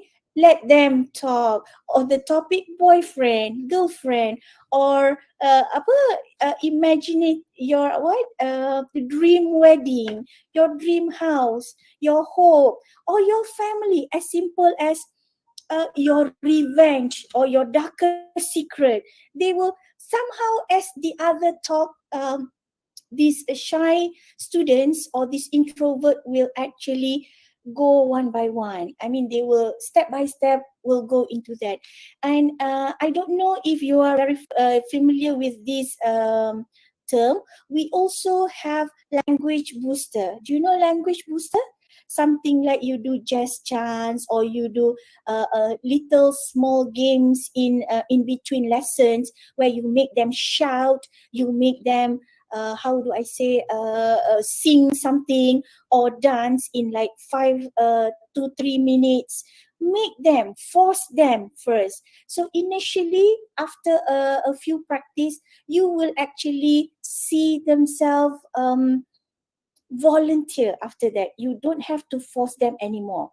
Now, maybe the first round you have to make sure that each and everyone speak or take turns. It will be boring first, but later as you choose, you will get to see the turn and you will see that this shy student will actually be how do I say, active, because language arts is something that is very interesting. Okay, very interesting.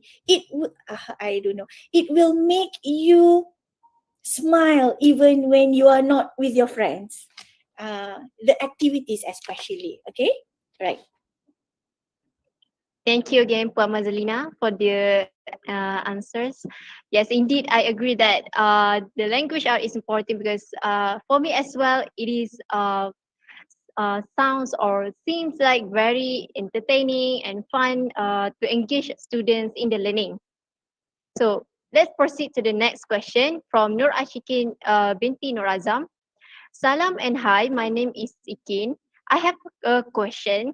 Besides the SKP, what are the other things to consider or guidelines when planning to assess the students' work?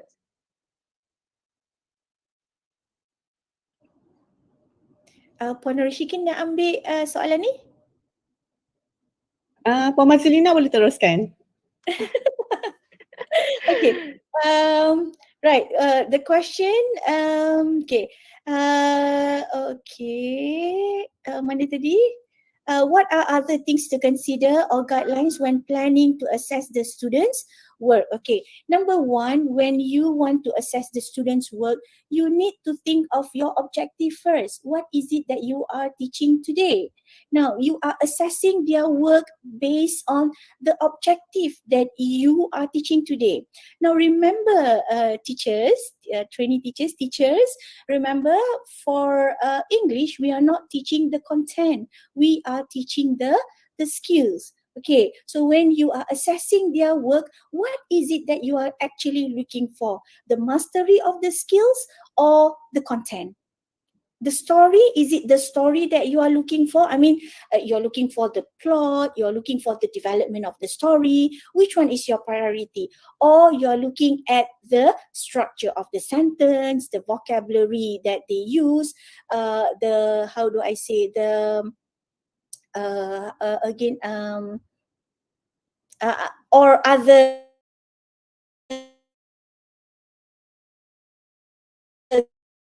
grammatical language, or you are looking at the other part of the language. That is why later when you are teaching, you will have this dilemma. When marking or assessing the students' work, you will have, I'm sure you'll say ni, jadi cikgu bahasa ni, being an English teacher, banyaknya benda nak tanda, banyaknya kerja budak nak assess. Okay, now here you need to be smart. You need to focus. If you were to do everything at one time, you will collapse.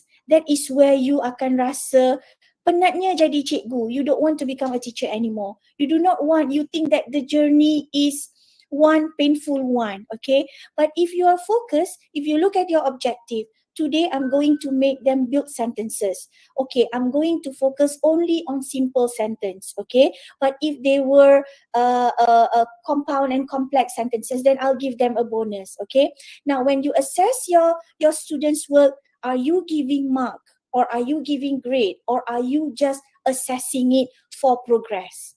Okay, so you have to decide first.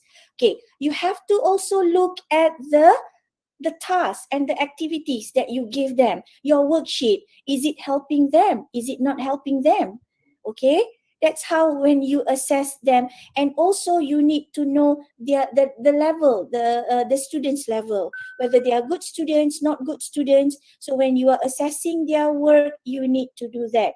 Now, other than the PBD, the rubrics that is given in PBD, you can also use, how do I say, most of the time English is all about holistic impression. It's all about impression. Okay, now you can refer to, say, rubrics. If it's in secondary school, we always have our SPM marking rubric as our main, how do I say, marking bench. Okay, in whatever that we do, we always have that, other than the one laid out in the PBD lah.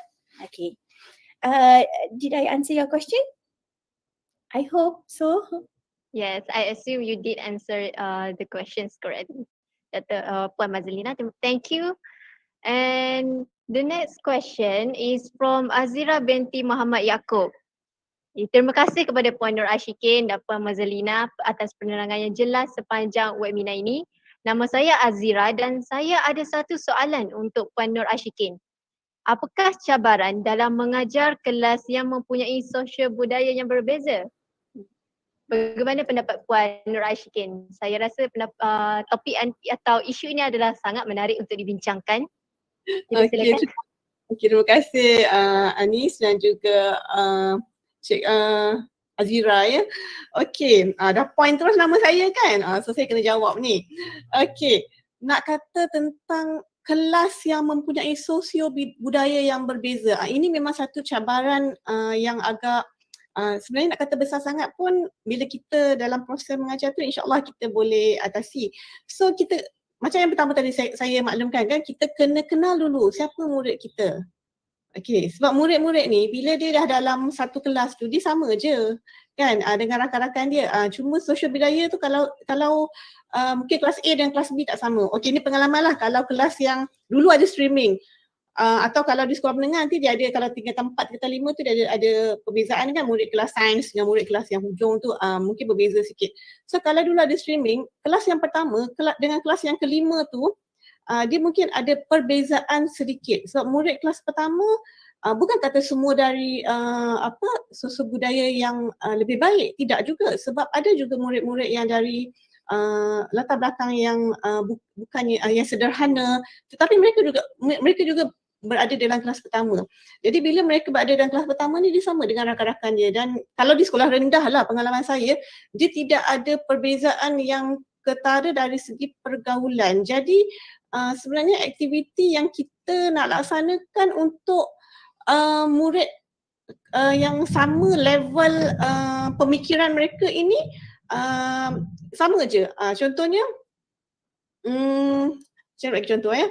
Okey, kalau dalam satu kelas tu, kalau kelas biasa sekarang ada 3, katakan ada 3 level. So ada 3 level, so kita kena ikut tadi, kena buat differentiated kan, differentiated.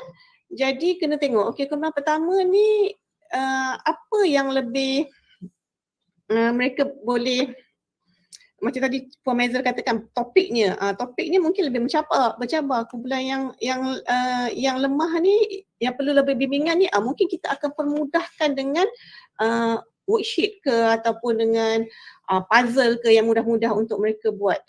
Kalau nak kata sosio budaya tadi, sosio budaya ni dia tak ada perbezaan sangat lah, tak ada perbezaan yang ketara sangat dalam nak mengajar, tapi dari segi level tahap penerimaan murid tu mungkin ada, itu yang cabarannya, sebab kita nak membezakan murid di dalam bilik darjah tu, kalau 3 level kan, aktivitinya pun perlu berbeza. Kat situlah cikgu kena banyak kerja sikit, sebab nak kena nak kena merancang betul-betul aktivitinya yang bersesuaian untuk 3 grup, dan apa kaedah pentaksiran yang bersesuaian untuk 3 grup tersebut. Tapi kalau sosio budaya tu dia lebih mungkin dari segi okey, betulkan saya kalau saya silap. Sosio budaya bermaksud dari segi kalau dulu kita ada macam mana cakap sosio budaya kan. Puan Mazlina boleh rungkai sikit tak sosio budaya ni? Kadang-kadang kita perlu rakan kita ni untuk bantu. Nanti saya sambung. Puan Mazlina? Okey, tak apa. Okey, so sosial budaya kalau di sekolah rendah memang kita tak nampak sangat perbezaan yang ketara. Cuma kalau yang kita perlu ambil kira ialah tahap penguasaan murid itu yang berbeza. Jadi perancangan kita kena mengikut tahap murid yang berbeza itu. Dan saya dulu pernah lah murid yang dalam kelas kita, kadang-kadang sekolah rendah ni ada murid yang dia ada macam ciri-ciri khas sikit tapi dia tak masuk ke pendidikan khas. So kadang-kadang ada murid ni dia akan berminat dengan kita kalau kita pun berminat dengan dia. So sebagai seorang guru, adik-adik ni kena ingatlah, kita sebagai seorang guru kita kena cintakan profession kita dan kita kena sentiasa ambil tahu anak-anak murid kita tu, kalau kata ni mungkin adik-adik kita kan, kalau dulu masa mula-mula posting inilah adik-adik kita, so macam mana kita nak adik-adik kita dilayan di sekolah, begitu jugalah anak-anak ini nak dilayan di sekolah. Jadi mungkin kalau murid yang saya ada dulu murid yang dia agak perlahan tapi dia berminat dengan kelas kita sebab kita sentiasa ambil tahu perkembangan dia, sentiasa mendekati dia waktu kelas. Okey, bila kita buat aktiviti kita akan pergi dekat dia dan kita akan cakap, kita akan buat bersama-sama dia. Ada murid yang kalau kata agak nakal, saya pernah dulu observe lah masa sepanjang jadi SIC ni kan, saya observe satu kelas ni. Saya masa tu masuk tengok kelas matematik. So cikgu membuat aktiviti PAK21. PAK21 dan dia buat aktiviti berkumpulan. Tapi ada seorang murid ni tak buat aktiviti. Okey, kenapa dia tak buat aktiviti? Cikgunya kata sebab murid ni sangat nakal dan dia mengganggu rakan-rakan yang lain buat kerja. So kalau cikgu kan, apa cikgu nak buat dengan murid yang seorang ni? Adakah kita nak biarkan dia? Daripada awal tahun, dia ni memang suka kacau kawan ni, tak boleh buat aktiviti. Adakah kita nak biarkan dia sebagai seorang guru? Mesti tidak kan? Jadi kita ni kena ambil tahu kenapa dia bertingkah laku sedemikian. Okey? Jadi saya dekati murid ini. Saya tanya dia, kenapa awak tak buat sama-sama dengan rakan-rakan lain? Cakap tak boleh cikgu, saya tak boleh masuk kumpulan. Kalau saya masuk dalam kumpulan, kawan-kawan tak suka saya. Kenapa? Kita tanya balik, kenapa kawan-kawan tak suka dengan awak? Sebab saya suka kacau kawan. Jadi kita kena tanya dia balik, adakah awak suka kawan-kawan ni tak suka dengan awak? Dengan tindakan awak ni kawan-kawan tak suka dengan awak. Jadi seronok ke? Kita tak seronok. Nak tak kalau kawan-kawan ni buat kerja sama-sama? Nak. Jadi saya kata okey tak apa, hari ni saya buat aktiviti dengan awak. Jadi saya ambil aktiviti yang cikgu dia buat tu, saya buat bersama dengan dia, buat berdua. Dan murid tu bukan murid yang tidak pandai, bukan murid yang tidak boleh buat latihan tu. Dia boleh buat aktiviti yang sama dengan rakan-rakan yang lain tu bila buat sama-sama dengan saya, dan dia boleh menerangkan semula apa yang aktiviti yang kita buat dengan dia tu. Jadi saya cakap dengan cikgu tu, kita sebagai guru ni kita kena mendekati murid. Mungkin cara kita tu kena lebih seperti kakak-kakak, abang-abang ataupun ibu-ibu. Jadi dia akan lebih dengan cakap kita. Mungkin dia ada masalah di rumah yang kita tak tahu, yang di luar bidang kuasa kita untuk kita nak tangani. Jadi yang kita bertangani tingkah laku dia dalam bilik darjah. Jadi bila perkara ini saya bincangkan dengan cikgu tu, next time saya datang murid ni dah bersama-sama dengan kawan-kawan di dalam kumpulan. Dan dia pun dah janji, dia kata cikgu saya seronok kalau dapat buat latihan dengan kawan-kawan. Jadi dia pun berjanji untuk ubah tingkah laku kepada yang lebih baik. Jadi kat sini ni dari segi pengalaman lah, sebenarnya murid-murid yang berbeza ni dia mesti ada sebabnya. Jadi kita kena kenal siapa murid itu. Kalau kata sosial budaya tadi kan, mungkin dari segi kaum kan, mungkin murid Melayu, Cina, India, sebenarnya anak-anak ni kalau kita mendekati mereka dan kita memahami budaya mereka, mereka akan dekat dengan kita. Saya pun dulu pernah mengajar murid-murid India dan mereka pun sampai sekarang ada murid India yang masih lagi berhubung dengan saya walaupun saya dah lama tinggalkan sekolah. Jadi cara kita mendekati murid dan kita memahami budaya dia, kita pun sentiasa ambil tahu tentang dia, jadi dia akan rapat dengan murid. So sebagai seorang guru, selain daripada tadi macam Puan Mazlina nyatakan, kita kena cintakan profession kita, kita juga kena sentiasa ambil beratlah tentang anak-anak murid kita ni. Cintakan profession dan buat kerja dengan ikhlas, insya-Allah. Semua yang kita nak laksanakan dalam sekolah tu dipermudahkan. Rajin bertanya, betul, rajin bertanya. Harap-harap menjawab lah ya. Saya tambah sikit. Betul. Boleh. Lepas silakan Puan Mazlina. Okay, saya tambah sedikit saja. Kalau yang berlainan sosio budaya ini, if you have different cultural views, different cultural practices in the class, actually you have to embrace them. You have to actually address the question. Now use that as your content for your teaching. Say if you're teaching language arts, actually it's very useful. Okay, let's say Indian students. Today we are going to make the Indian students present their culture using English. Okay, so here we are doing something two in one. This is across the curriculum, like you said. Okay, so kita gunakan dia tunjukkan culture dia, tetapi menggunakan using English. Okay, where language can actually unite them all. Okay, now I like the fact that okay, kalau setakat we have Melayu, Cina, India, but we also have something like orang asli. Okay, now as a teacher, as we learn, kalau ada satu sahaja, there's only one orang asli or orang Dayak, for example. I'm sorry teachers if you are in the audience. Okay, there's only one, katakanlah orang Dayak ataupun orang asli in the class. Okay, now budak-budak always ejek kan kalau primary kan, kenapa rambut kau kerinting tak sama, kau hitam lah. Okay, things like that. Okay, now when you are teaching, you actually have to address the issue. Now most of the time I will use my praising technique. Contohnya macam, orang asli pandai tangkap ikan tau, kau pandai. Kau beli ikan dekat pasar tahu makan aja. Orang asli pandai tangkap ikan. Kau ejek dia, kau ikan pun tak tahu tangkap. You know, things like that, it will, how do I say, it makes the gap smaller. So it makes the student feel like macam, tak boleh ejek dia lah because he is better than us. Or you have to make the students think that you are no better than anyone. We are all equally the same. We are Malaysian macam tu. Banyaklah, there are a lot of elements in this kind of one lesson that is well planned. Okay? Itu saja. Okay, thank you Puan Mazalina for the additional information to add up Puan Nur Ashikin opinion. So berdasarkan pemahaman saya juga, tahap penguasaan murid tu termasuk juga di dalam aspek sosial budaya di sekolah, seperti mana yang diterangkan oleh Puan Nur Ashikin tadi. Jadi saya bersetuju dengan jawapan yang diberikan oleh Puan Nur Ashikin, terutamanya berdasarkan pengalaman beliau sendiri. Okay. So we left with the last question from Siti Sarah binti Ahmad Sabri. Assalamualaikum, nama saya Siti Sarah dan saya nak tahu atau saya nak tanya bagaimana guru mengajar pelajar membuat pentaksiran rakan sebaya atau peer review terhadap penghasilan penulisan murid.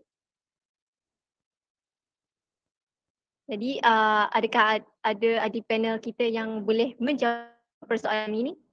Okay, saya mula jawab dulu, nanti Puan Syikin boleh tambah sikit lah. Okay, for English, okay, for peer review, you can do something, okay, if you're doing quizzes, you're doing yes, no questions, simple multiple choice question, you can always ask them to exchange their papers, exchange their books, exchange the worksheet and ask them to mark for their friends. Okay, that's a peer review as well. Now, if it is, let's say, short essays, or how do I say, creative writing, how do you make the other students review or give marks, assess the other students or their friends' work? As easy as we go back to the 21st century activities and approaches, okay? Now we have carousel, we have the wish and the star and whatever not, okay? As easy as you go, you can always display, you have this, what you call that? Not learning walk, is it learning walk? Gallery walk, sorry. You have gallery walk where you can paste all the work, the students' work on the wall. Nowadays, I think in this endemic time, we can make them walk in the class, but in groups, okay? Now, as they walk, you give them stars or stickers in their hands. Just tell them as simple as, give the star to the story or to the essay that you like the most. Okay, now this is already assessing their friends' work, because as you give the star, you make decision, you choose, correct?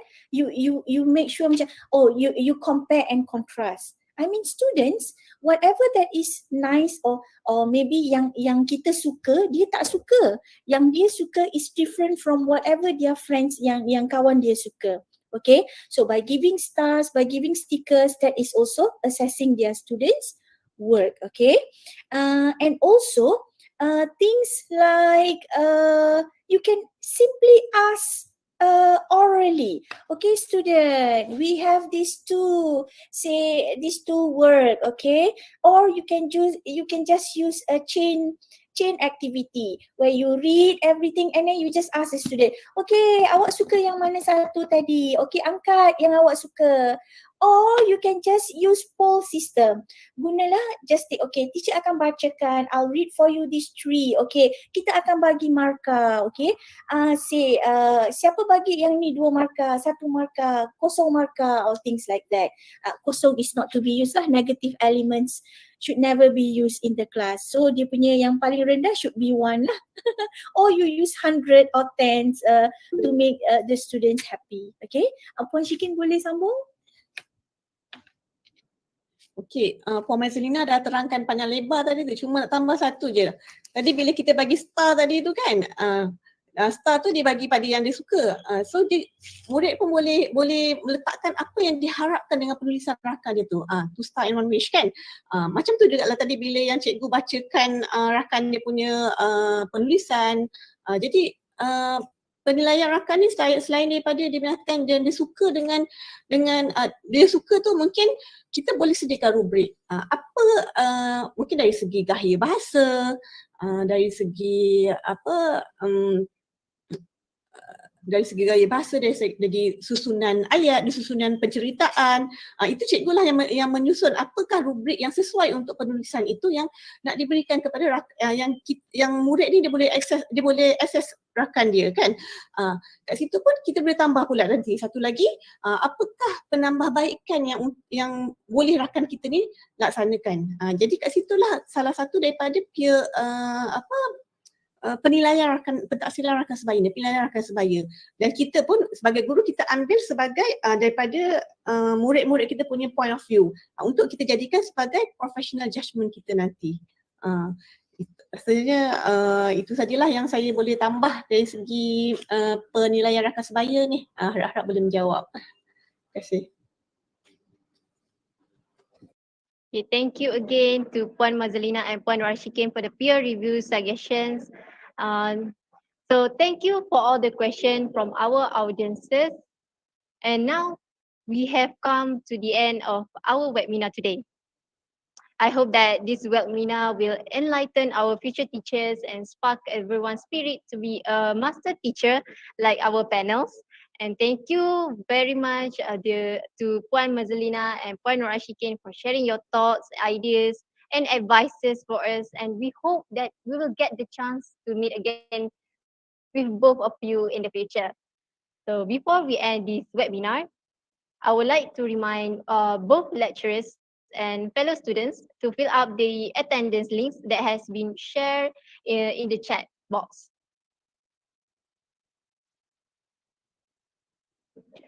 We are approaching the end of this webinar. Before we leave, can all of us switch on the camera for a group photo?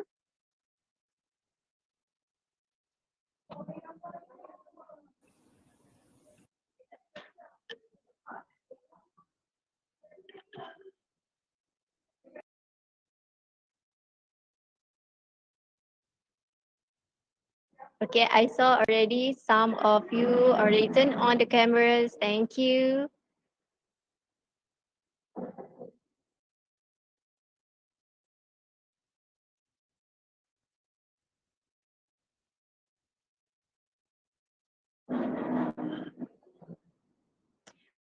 Okay, so everyone ready? Okay, so 1, 2, 3.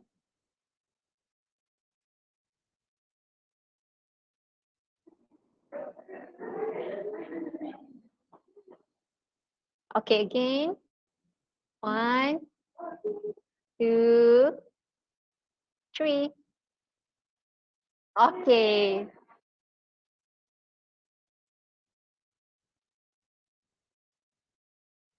So round of applause to everyone and for staying with us till the end of the webinar. So on behalf of IPG KTI and our special guest, thank you for joining us today and have a great day. Assalamualaikum warahmatullahi wabarakatuh. Waalaikumsalam. Thank you, Pak Mazhar. Thank you, Pak Thank you for Rashikin. Pengun Rashikin. Great sharing. Thank you for Great having sharing. us. Really enjoyed listening to you. Thank you. Yes, These kids, for they don't both know our anything in panels. school. Actually, it's nice to be here. I mean, sharing with them kan, it's really nice. Yeah. Nanya nervous. It's okay, wonderful. It was wonderful. Yes, it was Thank wonderful. you, sir. Thank you. Thank you, Mardiana, for the. Sorry. Thank you, Dr. Mardiana, for the